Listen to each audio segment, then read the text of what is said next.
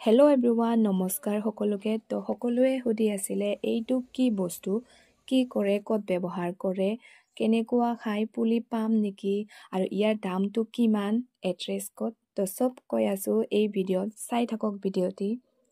তো প্ৰথমে ইয়াৰ নাম হ'ল ভেনিলা, আৰু ইয়াৰ ফলটো ফ্লেভাৰৰ কাৰণে ইউজ কৰা হয়, যেনেকা example ice cream, chocolate, cake et cetera এইবিলাকত ব্যৱহাৰ কৰা হয়। আৰু চবেই সুধি আছিলে ইয়াক বিক্ৰী কৰিলে কিমান দাম পায়। তো যদি আমি বিক্ৰী কৰোঁ, কেঁচা বিক্ৰী কৰিলে ইয়াৰ পাৰ কিলোত 1000 বা বেছি পোৱা যায়, আৰু যদি ড্ৰাই কৰি বিক্ৰী কৰোঁ তেতিয়া 15 বা 16,000 লৈকে পোৱা যায়। তো আৰু চবেই সুধি আছিলে পুলি পাম নেকি, তো পুলি এভেইলেবল। তো এড্ৰেছটো হ'ল আসাম ডিষ্ট্ৰিক্ট গোৱালপাৰা, শলমাৰী হয়, ভিলেজৰ নাম মাটিয়া মাজাৰগুৰি। তো কাৰোবাক যদি পুলি লাগে, পুলি এভেইলেবল হৈ আছে, এই এড্ৰেছটোত আহি গ'লে পাই যাব। তো এইখিনিয়ে, থেংক ইউ, বাই বাই।